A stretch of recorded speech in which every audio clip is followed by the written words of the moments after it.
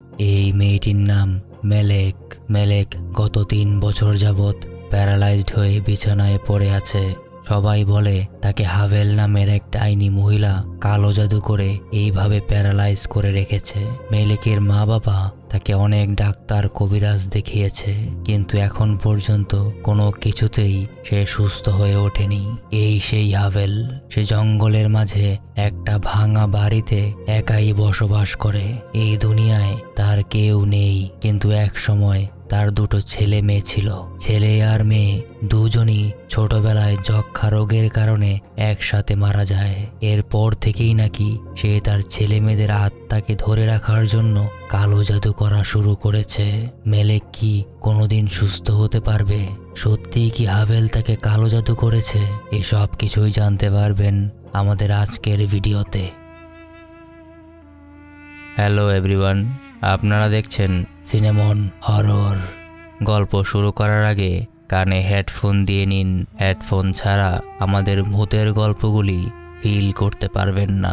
আর হ্যাঁ, বরাবরের মতোই আজকের গল্পটাও সত্য ঘটনার অবলম্বনে তৈরি। তাহলে চলুন গল্প শুরু করা যাক। একদিন রাতের বেলা মেলেক তার বিছানায় শুয়ে ঘুমাচ্ছিল। ঘুমের মাঝে সে স্বপ্ন দেখছিল সে বৃষ্টির মাঝে হাভেলের বাড়ির সামনে দাঁড়িয়ে আছে। আস্তে আস্তে হেঁটে হেঁটে হাভেলের বাড়ির ভেতরে ঢুকে সে দেখতে পায় হাভেল তার গায়ে একটা রক্তমাখা সাদা কাপড় জড়িয়ে চিৎকার করছে। তার সামনে অনেকগুলো মহিলা কয়েকটা লাশ নিয়ে সেগুলো কাটাকাটি করছে। বাড়ির পাশের জানালা দিয়ে তার বাবা মা তার দিকে তাকিয়ে আছে। পুরো ঘরের ভেতরে শন শন করে বাতাস বইছে। এসব দেখে মেলেকের ঘুম ভেঙে যায়। সে গোঙাতে শুরু করে। সেই শব্দে তার মায়ের ঘুম ভেঙে যায়। সে উঠে তাকে শান্ত করার চেষ্টা করে। এদিকে দেখা যায় হাভেলও কিভাবে যেন মেলেকের স্বপ্নটা টের পেয়ে গেছে। সে তার 2 হাত তুলে দোয়ার মতো কিছু একটা করতে থাকে। এই হচ্ছে বুরজু। বুরজু মেলেকের অনেক কাছের বান্ধবী। বুরজুর বাবা একটা বিশাল কোম্পানির মালিক। তার কোম্পানিতেই মেলেকের বাবা মিস্টার দাউদ কাজ করে। বুরজু বিয়ে করে ফেলেছে। এই হচ্ছে বুরজুর স্বামী হাকান। একদিন সকালবেলা তারা দুজন একসাথে বসে গল্প করছিল। তখন তার এক বান্ধবী আয়লা তাকে কল করে। সে তাকে বলে, তুই কি জানিস তোর বাবা মেলেকের বাবাকে চাকরি থেকে বরখাস্ত করে দিয়েছে? এটা শুনে বুরজুর অনেক খারাপ লাগতে থাকে। সে সাথে সাথে আয়লার ফোন রেখে দিয়ে তার বাবাকে কল করে বলে, বাবা, মেলেক আমার স্কুল জীবনের বান্ধবী। মেলেকরা এমনিই অনেক গরিব, তার উপর সে 3 বছর ধরে প্যারালাইজড। এই অবস্থায় মেলেকের বাবাকে চাকরি থেকে বের করে দিলে আমি কোনোভাবেই আর তাদের সামনে মুখ দেখাতে পারবো না। তার বাবা তাকে বলে, সরি মামুনি, আমি এটা জানতাম না। আমি তার চাকরি ফিরিয়ে দেওয়ার ব্যবস্থা করছি, তুমি চিন্তা করো না। বুরজুর ফোনের কথাবার্তা শুনে হাকান জিজ্ঞাসা করে, এই মেলেক আবার কে? তার কথা তো কোনোদিন আমাকে বলনি। বুরজু বলে, স্কুল জীবনে আমার আর আমার বান্ধবীদের বিভিন্ন ভৌতিক জায়গা ঘুরে বেড়াতে অনেক ভালো লাগতো। সেই রকমই একদিন গ্রুপ স্টাডির নাম করে সবাইকে একটা পরিত্যক্ত ভৌতিক বাড়ির কাছে দেখা করতে বলি।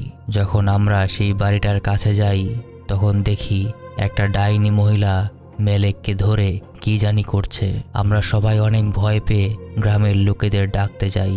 গ্রামের লোকেরা সেখানে গিয়ে দেখে মেলেক সেই বাড়ির সামনে পড়ে আছে। তার মাথার চুল কাটা আর জামা কাপড় ছেঁড়া। এরপর থেকেই সে প্যারালাইজড হয়ে আছে। সবাই বলে সেই মহিলা নাকি তাকে জাদু করেছে। এই বলেই বুরজু কাঁদতে থাকে। এই হচ্ছে এদা। এদা ও মেলেকের বান্ধবী। স্কুল জীবনে মেলেক, এদা, আয়লা আর বুরজু 3 জনই অনেক ক্লোজ বান্ধবী ছিল। এখন তারা প্রত্যেকেই তাদের জীবন নিয়ে আলাদা। সবার সাথেই সবার যোগাযোগ আছে, শুধু মেলেক ছাড়া। Melek paralysed. মেলেক নিজের ভিতরে কোনো কিছুই ফিল করতে পারে না। তার চোখে যা দেখে সবই ঘোলা হয়ে থাকে। সে শুধু শুনতে পায়। তার চোখের সামনে শুধু ঘোলা ঘোলা হাভেলের চেহারাটা ভাসতে থাকে, যেন হাভেল তাকে কিছু একটা করছে। এইদিকে হাভেলকে দেখা যায় তার ঘরে একা বসে পাউরুটি চাবাচ্ছে। তার চাবানো পাউরুটি সে মুখ থেকে বের করে সেইগুলি একটা মুরগিকে খাওয়াচ্ছে, সেই সাথে মন্ত্রের মতো কিছু একটা পড়ে চলেছে। রাতের বেলা এদা তার মাছের অ্যাকুরিয়ামে খাবার দিচ্ছিল, তখন তার মা এসে তাকে বলে মেলেক গতকাল কথা বলার চেষ্টা করেছে।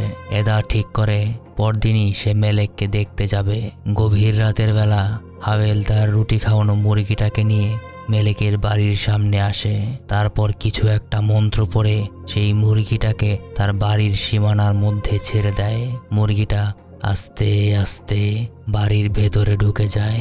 বাড়ির ভেতরে মেলেক তখন হুইল চেয়ারে, তার চোখ থেকে পানি পড়ছে। চোখের সামনে শুধু হাভেলের দৃশ্য। কিছুক্ষণ পর হাভেল সেখান থেকে চলে যায়। এইদিকে বুর্জু তার রুমে পড়াশোনা করছিল। হঠাৎ সে কিছু একটা শব্দ শুনতে পায়। সে চিৎকার করে হাকানকে ডাকে, হাকান, হাকান, কোথায় তুমি? কিন্তু কোনো উত্তর আসে না। সে ঘরের সব রুমে খুঁজে দেখে, কোথাও হাকান নেই।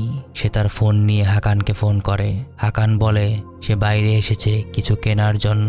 বুর্জু ফোন রেখে রান্নাঘরে গিয়ে এক গ্লাস পানি খায়। তখনই তার রান্নাঘরের দরজাটা থাম করে লেগে যায়। সে ভয়ে দরজার দিকে আগায়। সে দেখে বাইরের রুমে অনেকগুলি কালো কাপড় পরা মহিলা মেলেককে ঘিরে বসে আছে।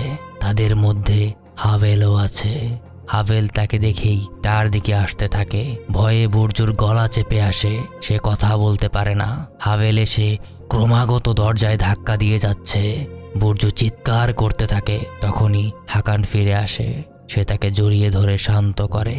পরদিন মেলেকের মা বাবা টেবিলে বসে খাওয়া দাওয়া করছিল আর মেলেককে টিভি দেখার জন্য বসিয়ে দিয়েছিল। টিভিতে তখন সিজিন 1 সিনেমাটা চলছিল। এই ভিডিও শেষে আমাদের সিনেমনের মেইন চ্যানেলে গিয়ে সিজিন নিয়ে বানানো ভিডিওটি আপনি দেখে আসতে পারেন। লিংক ডেসক্রিপশনে পেয়ে যাবেন। খেতে খেতে মেলেকের বাবা মেলেকের মাকে বলতে থাকে সে নতুন একটা হুজুরের খোঁজ পেয়েছে। সবাই বলে সেই হুজুর নাকি অনেক ভালো। অনেকেই তার কাছে গিয়ে একদম সুস্থ হয়ে এসেছে। কিছুদিন পর সে মেলেককেও হুজুরের কাছে নিয়ে যাবে। তখনই তাদের বাসায় এদা আসে মেলেককে দেখার জন্য। সে মেলেককে আলাদা করে ভেতরের রুমে নিয়ে যায়। ভেতরের রুমে বসে সে মেলেককে অনেক গল্প শোনাতে থাকে। এক সময় সে বলে, মেলেক, তুমি কি আমাকে শুনতে পাচ্ছ? যদি তুমি আমার কথা বুঝতে পারো তাহলে তোমার একটা আঙ্গুল নাড়াও। কিন্তু মেলেক চোখে সবকিছুই কেমন যেন ঘোলা দেখে। সে কিছুই স্পষ্ট দেখতে পায় না। অনেকটা সময় পর মেলেক তার একটা আঙ্গুল অল্প একটু নাড়ায়। এদিকে আয়লা তার রুমে বসে তার বিয়ের কার্ড দেখছিল। কিছুদিন পর তার মেহমেদ নামের একজনের সাথে বিয়ে হয়ে যাবে। হঠাৎ দেখা যায় সাদা কিছু একটা তার বিছানার নিচে ঢুকে যাচ্ছে। আয়লা শব্দ শুনে উঠে রুম দেখতে থাকে। যখনই সে তার খাটের নিচে দেখতে যায় সে দেখে তার রুমে বিচ্ছিরি দুটি পা রুমের মাঝে হেঁটে বেড়াচ্ছে। এইগুলি হাভেলের পা। আয়লা কোনো মতনে নিজের মুখ চেপে বিছানার নিচেই পড়ে থাকে। তখনই কোথা থেকে যেন ভয়ঙ্কর চেহারা নিয়ে মেলেক এসে আয়লাকে ধরে। আয়লা ভয়ে চিৎকার করে ওঠে। তখনই সে দেখে যে খাটের নিচে শুয়ে আছে এবং চারপাশে কিচ্ছু নেই। সে তাড়াতাড়ি খাটের নিচ থেকে বের হয়ে ছটফট করতে থাকে। এদিকে এদাও ততক্ষণে বাড়িতে ফিরে এসেছে।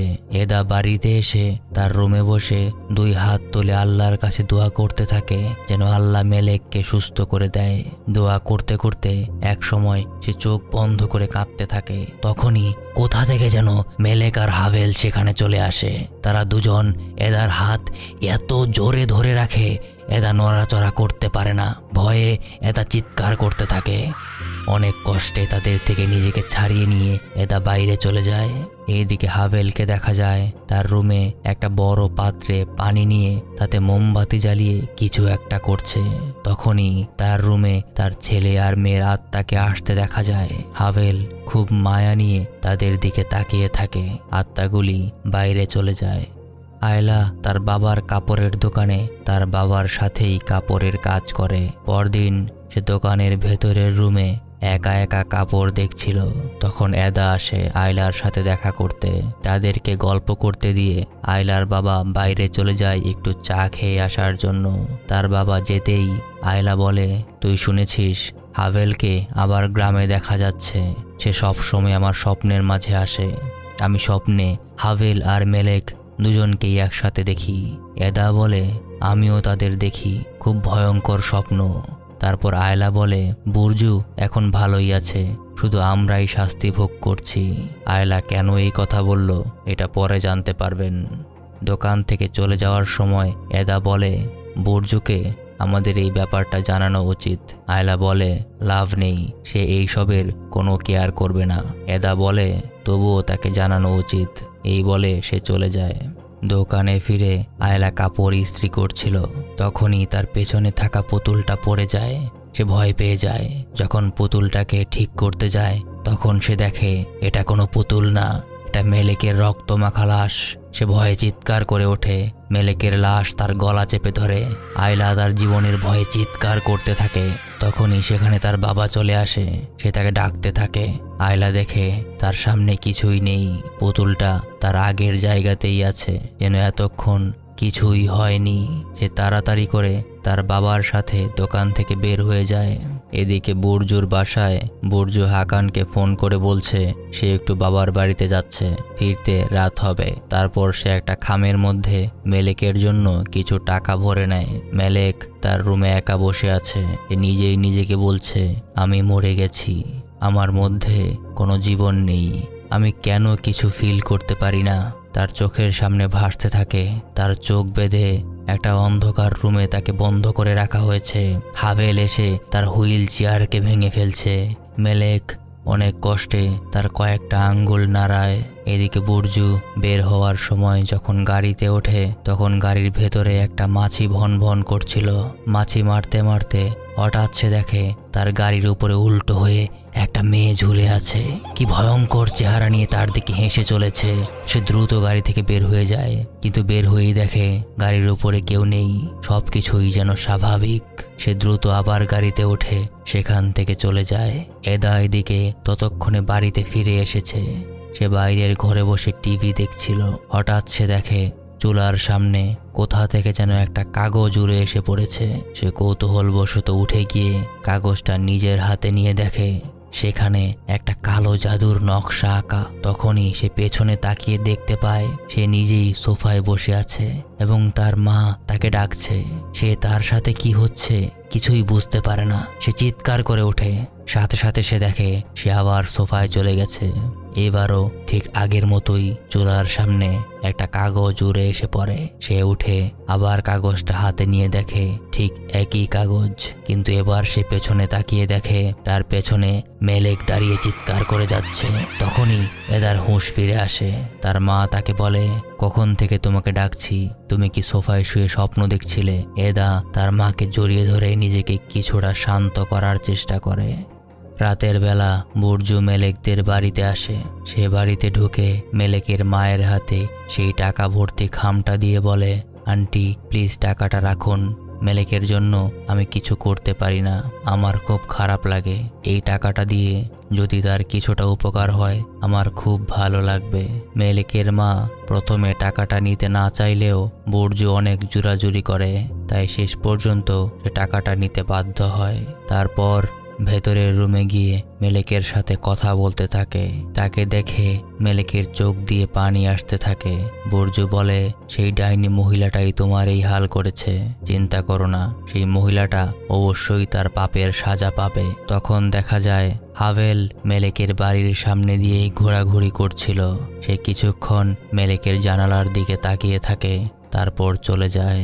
রাতের বেলা দোকান থেকে বাড়ি ফেরার সময় আয়লা দুটো বাচ্চা ছেলে মেয়েকে রাস্তায় খেলতে দেখে। এটা দেখে তার খুব ভালো লাগে, কিন্তু যখনই সে পেছনে ফিরে দেখে তার সামনে একটা রক্তাক্ত সাদা কাপড়ের বস্তা পড়ে আছে। সম্পূর্ণ রাস্তা শুনশান, চারপাশে কেউ নেই। রক্তাক্ত সাদা কাপড় ছিঁড়ে হাভেল বের হয়ে আসে। হাভেলের পেছনে তার দুই ছেলে মেয়েকেও দাঁড়িয়ে থাকতে দেখা যায়। তারা সবাই বিষাক্ত দৃষ্টি নিয়ে আয়লার দিকে তাকিয়ে আছে। আয়লা তার জীবনের ভয়ে চিৎকার করতে থাকে। মুহূর্তেই আবার সম্পূর্ণ রাস্তা আগের মতো হয়ে যায়। সে দ্রুত সেখান থেকে চলে যায়। এদিকে বুরজু তখন মেলেকদের বাড়ি থেকে ফেরত আসছিল। আসার পথে তার হাবেলের বাড়ির সামনে দিয়েই আসতে হতো। হাবেলের বাড়ির সামনে গিয়েই সে দেখে সেখানে একটা পুলিশের গাড়ি দাঁড়িয়ে আছে এবং বাড়ির ভেতরে বেশ কয়েকজন মানুষ কাজ করছে। পাশের কয়েকজন মহিলার কাছে জিজ্ঞাসা করলে তারা তাকে বলে ডাইনি মহিলাটা আরও একটা বাচ্চাকে কিডন্যাপ করেছে, তাই পুলিশ তাকে ধরতে এসেছে। সে কৌতূহলবশত বাড়ির ভেতরে ঢোকে, কিন্তু বাড়ির ভেতরে ঢোকার পরপরই সবকিছু আবার আগের মতো হয়ে যায়। সে দেখে কোথাও কোনো পুলিশ নেই, কোনো মানুষজন নেই, পুরোটাই ছিল তার কল্পনা। সে তাড়াহুড়ো করে তার পকেট থেকে মোবাইল বের করে ফ্ল্যাশ লাইট জ্বালিয়ে চারপাশে দেখতে থাকে। উপরে তাকিয়ে দেখে মেলেক তার দিকে ভয়াবহ দৃষ্টি নিয়ে তাকিয়ে আছে। তার থেকে দৃষ্টি ফিরিয়ে নিতে না নিতেই হাবেল এসে তার উপর ঝাঁপিয়ে পড়ে। সে ভয়ে চিৎকার করে উঠে দেখে সে তার গাড়ির ভেতরেই আছে। এতক্ষণ কিছুই হয়নি। তারপর পাশে তাকিয়ে দেখে সে হাবেলের বাড়ির সামনেই আছে। সে দ্রুত গাড়ি চালিয়ে সেখান থেকে চলে যায়। গভীর রাতের বেলা এদার ঘুম আসছিল না। সে বিছানায় এপাশ ওপাশ করছিল। হঠাৎ তার রুমের অ্যাকুরিয়ামের লাইট নিভে যায়। তখনই কোথা থেকে যেন ভয়ঙ্কর এক মেলেক এসে এদার উপর ঝাঁপিয়ে পড়ে। মেলেক তার গলা টিপে ধরে। পাশ থেকে হাবেল এসে তার মুখে মাটি মাখিয়ে দিতে শুরু করে। এদা যন্ত্রণা ভয় চিৎকারে হাঁসফাঁস করতে থাকে।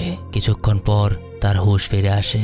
সে দেখতে পায় ফ্লোরে দুটি মাছ পড়ে লাফাচ্ছে। সে মাছ দুটিকে আবার তুলে অ্যাকুরিয়ামে ছেড়ে দেয়। এদিকে মেলেক তার রুমে জানালার পাশেই বসেছিল। তখন হাবেল মেলেকদের বাড়ির সামনে এসে তাকে দেখতে পায়। সে তীক্ষ্ণ দৃষ্টি নিয়ে মেলেকের দিকে তাকিয়ে থাকে। মেলেক তাকে দেখা মাত্রই হাঁসফাঁস করতে থাকে। তার সারা শরীর কাঁপতে থাকে। তার সামনে বিভিন্ন রকম ভয়াবহ দৃশ্য ভেসে উঠতে থাকে। সে দেখতে থাকে একটা বন্ধ রুমে তাকে শিকল দিয়ে আটকে রাখা হয়েছে। হাবেল বারবার তার হুইল চেয়ারটি ভাঙার চেষ্টা করছে। মেলেক কাঁপতে কাঁপতে তার মুখ দিয়ে ফেনা বের হয়ে আসে। শব্দ শুনে মেলেকের মা তার রুমে ছুটে আসে। মাকে দেখে হাবেল সেখান থেকে চলে যায়। পরদিন এদা, বুরজু আর আয়লা একসাথে একটা রেস্টুরেন্টে দেখা করে। কথা বলতে বলতে এদা কান্নায় ভেঙে পড়ে। সে বলে, আমি প্রতি রাতেই দুঃস্বপ্ন দেখি। আমার স্বপ্নে প্রতিবার মেলেক আর হাবেল মিলে আমাকে মারতে আসে। আমি কোনোভাবেই আর এটা নিতে পারছি না। সব কিছুই আমাদের দোষ। আমাদের কখনোই তাকে এভাবে ফেলে আসা উচিত হয়নি। বুরজু বলে, আমাদের হাতে আর কোনো রাস্তা ছিল না তখন। আমরা কি বা করতে পারতাম? বারবার এক কথা বলো না তুমি। এটা রেগে গিয়ে বলতে থাকে, সে আমাদের শাস্তি দিচ্ছে। এটা তুমি বুঝতে পারছো? কেন আমি আর আয়লা প্রতিদিনই দুঃস্বপ্ন দেখব? আমরা যদি তাকে সেই দিন সেখানে সেই ডাইনির হাতে ফেলে না আসতাম তাহলে আজ এমন হতো না। বুরজু রেগে গিয়ে সেখান থেকে চলে যায়। এইদিকে মেলেকের বাবা তাকে একজন হুজুরের কাছে নিয়ে এসেছে। আমাদের সিজিন সিরিজের ভিডিওগুলি দেখে থাকলে এই হুজুরকে আপনার চেনার কথা। না দেখে থাকলে এই ভিডিও শেষে দেখে নিতে পারেন। লিংক ডেসক্রিপশনে দেওয়া থাকবে। হুজুর মেলেককে ফ্লোরে শুইয়ে দিয়ে তাকে একটি সাদা কাপড় দিয়ে ঢেকে দেয়। তার হাত একটা পানি পূর্ণ প্লেটে রেখে সেখানে একটা মোমবাতি জ্বালিয়ে দেয়। তারপর সে মেলেকের উপর হাত রেখে কিছু একটা পড়তে থাকে। তার পেছনে আরও দুজন মানুষ সাদা কাপড়ে ঢাকা। তারাও কাপড়ের নিচে বসে কিছু একটা পড়ে চলেছে। এভাবে বেশ কিছুক্ষণ পর হঠাৎ মেলেক বলে ওঠে, আল কাহার। এটা শুনে হুজুর উঠে সবার শরীর থেকে সাদা কাপড় সরিয়ে নেয়। দেখা যায় সব প্লেটেই একটা করে রঙিন পাথর। হুজুর পাথরগুলি হাতে নিয়ে একসাথে করে। তারপর সে মেলেকের বাবাকে বলে, আপনার মেয়ের ব্রেইনে কিছুটা সমস্যা হয়েছে। অন্য দুনিয়ার সাথে তার একরকম কানেকশন তৈরি হয়ে গেছে। কেউ তার উপর জাদু করেছে। আপনার মেয়ে নিষ্পাপ, কিন্তু তার অন্তরটা কষ্টে ভরা। তার কষ্ট এতটাই বেশি যে সে সব সময় কারো উপর বদদোয়া দিয়ে যাচ্ছে। একমাত্র আল্লাহই জানে সে কাকে আর কি কারণে বদদোয়া দিচ্ছে। যতদূর আমি দেখতে পাচ্ছি আপনার মেয়ে নিজেও জানে না কাকে বদদোয়া দিতে হবে। সে 10,000 বার আল্লাহর পবিত্র নাম আল কাহার জপে যাচ্ছে। কোনো জালিম শত্রুর উপর বদদোয়া দেওয়ার জন্য এই নাম ব্যবহার করা হয়। তবে অন্যায়ভাবে কেউ যদি এই নাম ব্যবহার করে তাহলে সে নিজেই ধ্বংস হয়ে যায়। হাদিসে আছে এই নাম ব্যবহার করে দেয়া বদদোয়া এতটাই শক্তিশালী যে এটা সরাসরি আকাশ পর্যন্ত চলে যায়। তারপর তার টার্গেট খুঁজতে থাকে। টার্গেট পেয়ে গেলে সে তার জীবনটাকে একদম ধ্বংস করে দেয়। এই বদদোয়ার কারণে 2 কাঁধের ফেরেশতা পর্যন্ত নড়াচড়া করতে পারে না। তার এই বদদোয়া পূর্ণ হওয়ার পর আপনার মেয়ে শান্তি পাবে। আপনার মেয়ে যাদের বদদোয়া দিচ্ছে আল্লাহ তাদেরকে রক্ষা করুক। জানি না তাদের কপালে কি আছে। রাতের বেলা মেলেকের বাবা তাকে নিয়ে বাসায় ফিরে এসেছে। প্রতিদিনের মতোই সে তার রুমে জানালার পাশে বসে আছে। তখন হাভেল তাদের বাসার সামনে আসে। হাভেলকে দেখা মাত্রই মেলেকের চোখ বড় হয়ে উঠতে শুরু করে। এতদিন সে সব কিছুই অস্পষ্ট দেখছিল। তার কাছে কোনো কিছুই স্পষ্ট ছিল না, এমনকি সে কোনো কিছু মনেও করতে পারত না। হাভেল বাড়ির সামনে এসে কিছু একটা মন্ত্রের মতো পড়তে শুরু করে। মেলেক তার হুইল চেয়ারে বসে কাঁপছে। তার চোখ আস্তে আস্তে খুলতে শুরু করে। তার মনে পড়ে যায় সেই দিনের ঘটনা। 3 বছর আগে বুরজু, এদা আর আয়লা মেলেককে পড়ার নাম করে জঙ্গলে হাভেলের বাড়ির সামনে নিয়ে গিয়েছিল তাকে মারধর করার জন্য। কারণ বুরজুর বয়ফ্রেন্ড মেলেককে পছন্দ করত। সেখানে নিয়ে তারা 3 জন মেলেককে তার চুল ধরে মারতে শুরু করে। মেলেক কাঁদতে কাঁদতে তাদেরকে বলতে থাকে, আমি কিছু জানি না, আমি কোনোদিন তোমার বয়ফ্রেন্ডের দিকে তাকাইওনি, আমার কথা বিশ্বাস করো, আমি কিছু জানি না। কিন্তু বুরজু মেলেকের কোনো কথাই শুনে না। এদা একটা কাঁচি নিয়ে মেলেকের চুল কেটে দেয়। আয়লা মাটি থেকে নোংরা ময়লা নিয়ে মেলেকের মুখে মেখে দেয়। মেলেক করজোরে তাদের কাছে কেঁদে কেঁদে মুক্তি চাইতে থাকে, কিন্তু তারা কেউই তার কোনো কথাই শুনে না। মারতে মারতে এক সময় বুরজু মেলেককে জোরে ধাক্কা দেয়। মেলেক উল্টে পেছনে পড়ে যায়, কিন্তু মেলেক যেখানে পড়ে সেখানে কাঠের উপর একটা লোহা উল্টো করে লাগানো ছিল। সেটা সোজা মেলেকের মাথায় ঢুকে যায়। মেলেক মাটিতে পড়ে কাতরাতে থাকে। বুরজু বলতে থাকে, নষ্ট মেয়ে মানুষ, নাটক করবি না একদম। কিন্তু মেলেকের মাথা দিয়ে অনেক রক্ত বের হয়ে যাচ্ছিল। মেলেক কিছুতেই উঠছে না দেখে তারা যখন চেক করতে যায় তারা দেখে মেলেকের মাথায় লোহা ঢুকে গেছে। ভয়ে তারা 3 জনই অনেক আতঙ্কিত হয়ে যায়। কি করবে কিছুই বুঝে উঠতে পারে না। এদিকে মেলেক মাটিতে পড়ে কাতরাচ্ছে। তার মাথা দিয়ে শরীরের সব রক্ত বের হয়ে যাচ্ছে। বুরজু, আয়লা এবং এদা নিজেদেরকে বাঁচানোর জন্য সেখান থেকে পালিয়ে যেতে নেয়। কিছুটা দূর যাওয়ার পর তারা পেছন ফিরে দেখে হাভেল মেলেকের মাথায় কাপড় দিয়ে কিছু একটা করছে। আয়লা বলে, হাভেল আমাদেরকে দেখে ফেলেছে, আমরা ধরা পড়ে গেছি। বুরজু বলে, এই মহিলা একটা পাগল, তার কথা কেউ বিশ্বাস করবে না। আমরা বলে দেব মেলেককে এই মহিলা তার জাদুর জন্য মেরেছে। এই বলে তারা সেখান থেকে পালিয়ে যায়। হাভেল এদিকে কাপড় দিয়ে মেলেকের মাথার রক্ত পড়া কমানোর চেষ্টা করছিল। সে মেলেককে যে কোনো মূল্যে বাঁচাতে চাইছিল। হাভেল কোনোভাবেই মেলেকের খারাপ চায়নি। সে তাকে তার কালো জাদুর সাহায্য নিয়ে কোনোভাবে জীবিত রাখে, যেন সে একদিন নিজেই তার নিজের প্রতিশোধ নিতে পারে। আজকে তার সেই দিন এসেছে। মেলেকের সব মনে পড়ে যাওয়ার পর তার বদদোয়া কাজে লাগতে শুরু করে। তার বদদোয়া এখন টার্গেট পেয়ে গেছে। তার চোখ কেমন জানি একটা ধোঁয়ার মতো হয়ে যায়। এদা যখন ঘরে ফিরে আসে সে তার মায়ের সাথে বসে। তার মা তাকে বলে, এই মাটিগুলি কি তুই এনেছিস? এদা দেখে তার ঘরের মাঝখানে কিভাবে যেন অনেকগুলি মাটি চলে এসেছে। মাটি দেখে অবাক হয়ে সে তার মায়ের দিকে তাকায়, কিন্তু দেখে সেখানে তার মা নেই, বরং সেখানে হাভেল বসে আছে। পাশ ফিরতেই দেখে তার অন্য পাশে মেলেক তার রক্ত মাখা ভয়াবহ চেহারা নিয়ে বসে আছে। তারা 2 জন এদাকে ধরে সেই মাটির ডিবির মধ্যে কুপিয়ে ফেলে। আসলে সবকিছুই মেলেক তার ঘরে হুইল চেয়ারে বসে বসেই করছিল। কিছুক্ষণের মধ্যেই দম নিতে না পেরে এদা সেখানেই মারা যায়। 3 বছর আগে এদা তার মুখে মাটির নোংরা মাখিয়ে দিয়েছিল, তাই সে তাকে মাটি দিয়েই হত্যা করে। এবার পালা আয়লার। আয়লা দেখে তার বাবা ঘরের ভেতরে কিছু একটা করছে। সে তার বাবাকে জিজ্ঞাসা করে সে কি করছে।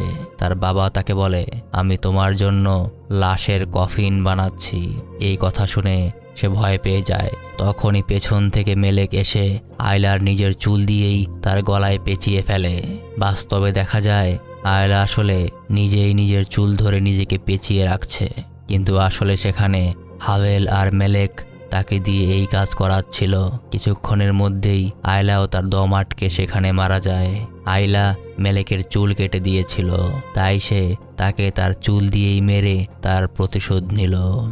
এবার সর্বশেষ অপরাধী বুর্জুর পালা।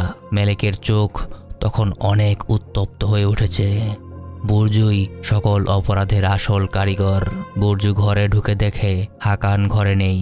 সে সোফায় বসে। সাথে সাথেই তার কেমন একটা অস্বস্তি লাগতে শুরু করে। মনে হচ্ছে তার পেটের ভেতর থেকে কিছু একটা বের হয়ে আসতে চাচ্ছে। তার গলাটা ক্রমশ চেপে আসতে থাকে। সোফা থেকে ফ্লোরে পড়ে সে কাশতে শুরু করে। কাশতে কাশতে তার মুখ থেকে শত শত রক্তমাখা লোহা বের হয়ে আসতে থাকে। এক সময় তার মুখ থেকে অবিকল সেই লোহা লাগানো কাঠের টুকরোটাই বের হয়ে আসে। সেখানে হাভেল এবং মেলেক আসে। তারা একইভাবে তার মাথায় সেই লোহা লাগানো কাঠের টুকরাটা ঢুকিয়ে দেয়, যেভাবে মেলেকের মাথায় পেরেকটা ঢুকে গিয়েছিল। মেলেকের বদদোয়া এভাবেই আয়লা, এদা আর বুর্জুকে ধ্বংস করে দেয়। আমাদের সব সময় অসহায় নিষ্পাপ মানুষের বদদোয়া থেকে বেঁচে থাকা উচিত। হাদিসে আছে, নিরপরাধ মানুষের বদদোয়া এবং আল্লাহর মাঝে কোনো পর্দা থাকে না। নিরপরাধ মানুষের বদদোয়া অনেক ভয়ঙ্কর।